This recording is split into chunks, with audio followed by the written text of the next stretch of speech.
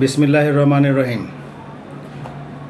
ہم آج کے ولاگ میں سید علی خامنائی شہید کی تدفین کے حوالے سے بات کریں گے۔ جیسے بابا بلے شاہ کا ایک شعر ہے، بلیا اسم مرنا نہیں گور پیا کوئی ہور۔ وہ صورتحال اس وقت ہمیں سید علی خامنائی کی شہادت کے بعد تدفین کے مرحلے میں نظر آ رہی ہے۔ سید علی خامنائی کی تدفین میں ان کی جو رسومات ہوئی ہیں جنازہ، اس میں تقریباً 100 ممالک سے زائد کے ڈیلیگیشنز نے شرکت کی ہے۔ یہ اس بات کا ثبوت ہے، خود ایران کے لیے بھی یہ ایک نئی چیز ہے کہ اتنے سارے ممالک ایک شخص کی جنازے کی رسومات میں شامل ہونے کے لیے ایران میں آئے ہیں۔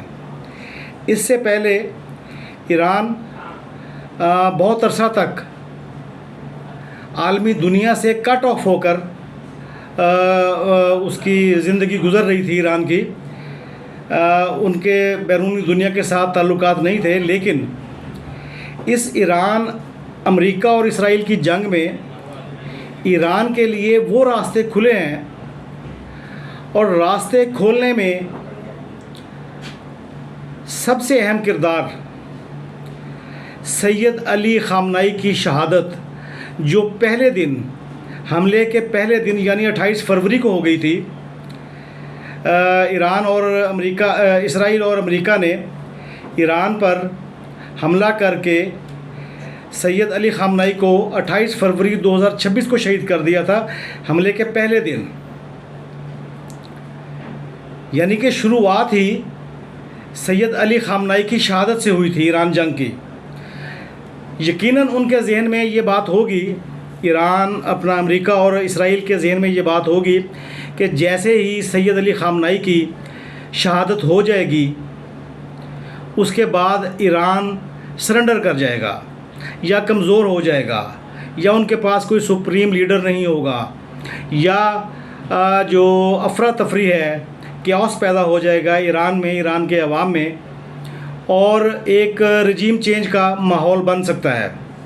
لیکن ایران کے عوام نے اور ایران کی افواج نے سید علی خامنائی کے دور میں، جو تقریباً 45 یا 46 سال کا دور بنتا ہے، اس میں انہوں نے اپنے آپ کو دفاعی لحاظ سے اتنا مضبوط کیا ہے کہ ایران نے 3 مہینے تک، 111 دن تک مسلسل جنگ میں رہ کر اور اپنی بقا کو ثابت کر کے یہ بات ثابت کی ہے، اور اپنی حکومت کو بچا کر، اپنی رجیم چینج ہونے سے بچا کر یہ بات ثابت کی ہے کہ وہ ایک سپر پاور ہے۔ اور اس سپر پاور کی بنیاد سید علی خامنائی نے رکھی تھی۔ اب سید علی خامنائی ایک ایسے لیڈر کے طور پر سامنے آئے ہیں جو دنیا پر اثر انداز ہوئے ہیں۔ ان کی یہ اثر انداز ہونے کی پوزیشن ہم نے کل یا پرسوں جب ان کی تدفین ہو رہی تھی، وہ ساری دنیا نے لائیو دیکھا ہے اس کو۔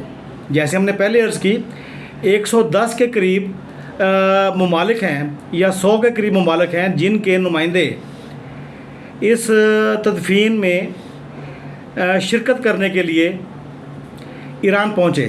پاکستان کے پرائم منسٹر اور آرمی چیف بھی وہاں پر موجود تھے، افغانستان سے بہت سارے ڈیلیگیشنز وہاں پر موجود تھے۔ اگر کوئی نہیں آیا تو وہ امریکہ اور اسرائیل کے ڈیلیگیشنز ہوں گے، یا اس طریقے سے کچھ ایسی یورپین کنٹریز ہوں گی، عیسائی ریاستیں ہوں گی، جن کے نمائندے اس تدفین میں شرکت کرنے کے لیے نہیں آئے۔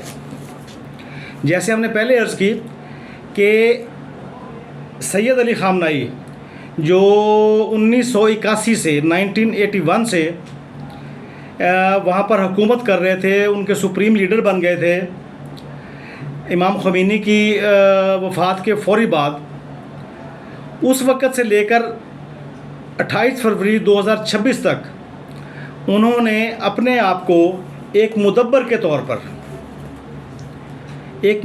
طور پر دنیا کے سامنے پیش کیا ہے۔ انہوں نے یہ ثابت کیا ہے کہ نیشن بلڈنگ کیسے کی جاتی ہے۔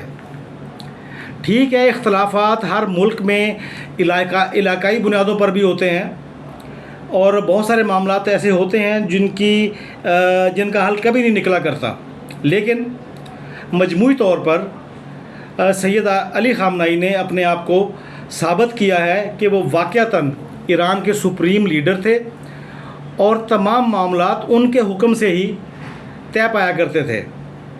انہوں نے ہمیشہ اپنی زندگی میں اپنے آپ کو اکثر میڈیا سے دور رکھا۔ وہ ایران کے اندرونی معاملات میں جو میٹنگز وغیرہ ہوتی تھیں وہاں پر تو وہ موجود تھے، لیکن انٹرنیشنلی انہوں نے کبھی کسی دوسرے ملک کا سفر نہیں کیا۔ لیکن ان کی تدفین میں ساری دنیا کے ڈیلیگیشنز پہنچے ہیں۔ یہ ایران کو ایک نئی طاقت کے طور پر تسلیم کرنے کی صورتحال ہے، جس میں دنیا نے یہ بات مان لی ہے کہ ایران ایک طاقتور ملک ہے، اس کے ساتھ تعلقات رکھنا خود دنیا کے مفاد میں ہے، کیونکہ ایران نے کوئی چھوٹی موٹی جنگ نہیں لڑی۔ ایران نے اسرائیل اور امریکہ جیسی سپر پاور کو 110 دن تک انگیج رکھا ہے، اور جوابی کارروائی میں وہی کیا ہے جس کے وہ حقدار تھے۔ اگر انہوں نے بلا وجہ ایران پر حملہ کیا تو ایران نے اس کا جواب اسی طریقے سے دیا، کوئی ایکسکیوزز، کوئی معذرت خواہانہ رویہ ایران نے نہ تو دوران جنگ